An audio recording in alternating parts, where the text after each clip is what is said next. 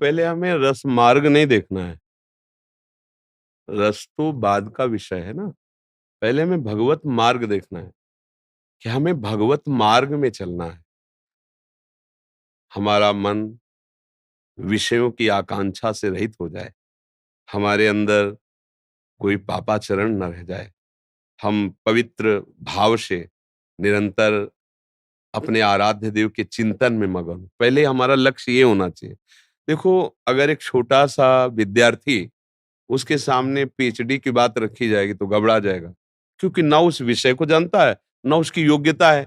अब इस रस की बात तुम्हारे सामने आएगी तो तुम कहोगे मुझे अरुचि है, क्योंकि परिचय नहीं। बिनु जाने न होए प्रतीति, बिनु प्रतीत होए नहीं प्रीति। समझ में आ रहा है ना? जैसे कोई गुड़ का स्वाद ले रहा है और वो समझता है इससे ज्यादा मीठा कुछ नहीं है, लेकिन जब उसको और अच्छी मिठाइयां मिलेंगी तो गुड़ का स्वाद फीका लगने लगेगा ना।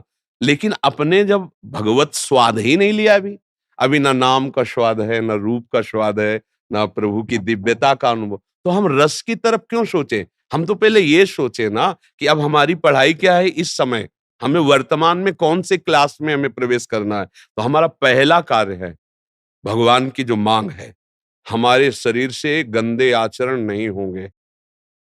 अय मन तू चाहे जितना जला ले, अब तेरे अनुसार कार्य नहीं करूंगा। गुरु के वचन, गुरु वाणी के अनुसार, शास्त्र के अनुसार चलूंगा। तू चाहे मुझे मार दे, मैं तेरी बात नहीं मानूंगा।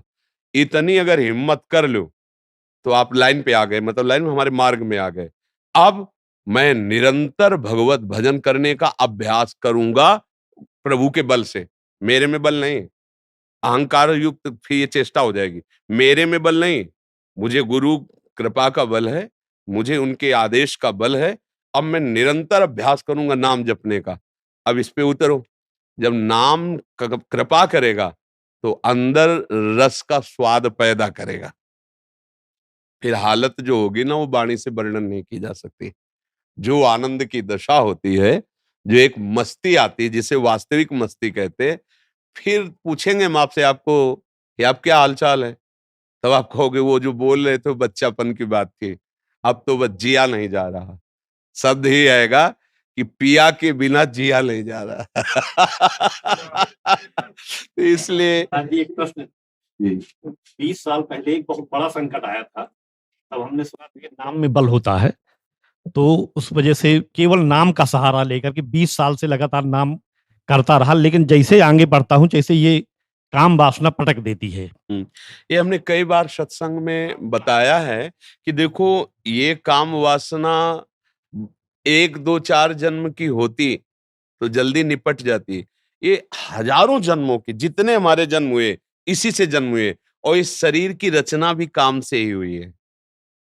ध्यान से देखिए, इस शरीर की रचना भी काम से हुई। इसमें काम के परमाणु बहुत हैं और मन का सुखद स्थान भोग ही रहा है। अब हम जब नाम जप करते हैं तो पावर बढ़ता है नाम जप से, और ये दुष्ट स्वभाव वाला मन उस पावर को लेकर के फिर गंदगी में उतरना चाहता है।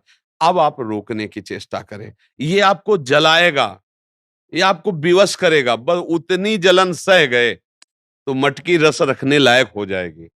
कच्ची मटकी बनी है और अगर उसे आवे में ना जलाया जाए तो वो रस रखने लायक नहीं होगी। पक्की समझो, अगर काम क्रोधादि के द्वारा दी हुई जलन को सह गए तो तुम भगवद रस पाने के अधिकारी हो जाओगे।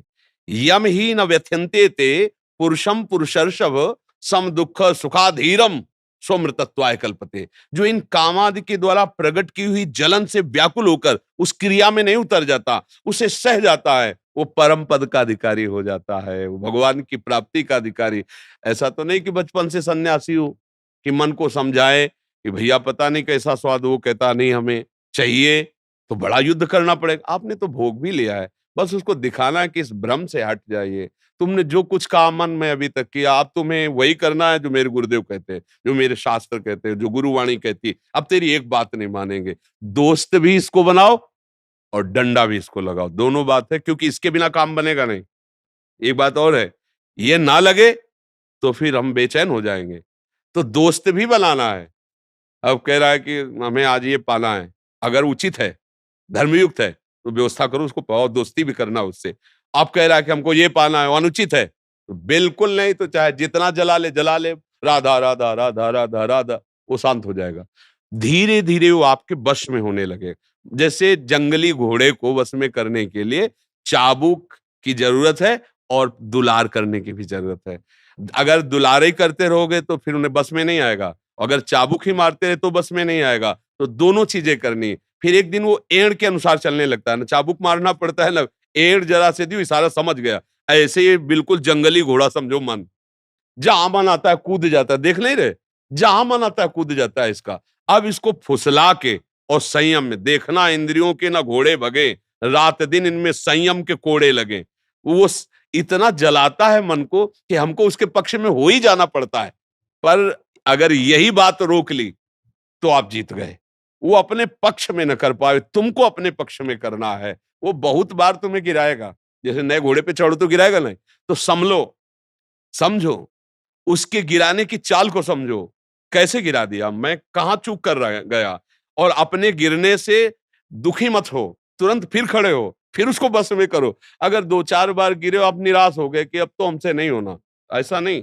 इसमें ऐसा योद्धा चाहिए कि जब तक शरीर में प्राण तब तक गिरता रहा तो भी मैं तेरे को वश में करने की चेष्टा करूंगा, और अगला जन्म मिलेगा तब तेरे ऊपर चढ़ बैठूंगा। तू गिरा, इसमें ऐसा चाहिए, अब तू गिरा, मैं अविनाशी का बच्चा हूं, अविनाशी का परमेश्वर का बच्चा हूं, तो गिरा कितना गिराएगा, अभी अभी वश में हो। अब हम लोग इतने डर गए, अब हमारा मन नहीं लगता, अब नहीं लगता तो उसके अनुसार चलो। नहीं, नहीं लगता तो 5 मिनट इंतजार करो, राधा राधा बोलो, देखो आएगा, तुम्हारे पास आएगा, तुम्हारे बिना वो कुछ नहीं कर सकता। पर हम लोग इतने डर गए हैं कि ऐसा क्यों किया, मन जबरदस्ती करवा लिया। नहीं, जबरदस्ती से थोड़ा ऊपर उठो, यही तो अध्यात्म से बल मिलता है। और घबराओ नहीं, ये मलिनता बढ़ नहीं रही, ये मलिनता नष्ट हो रही, थोड़ा धैर्य रखो। नहीं, इसको सहो, ताष्ट तितिक्षस्व भारत, भगवान आदेश करते हैं, इसको सहो। पर सहता कोई बिरला ही है जो भगवान का आश्रय लिए, नहीं तो प्राय मिटिया मेट किए हुए मन सबको जो चाहता वो करवा लेता है।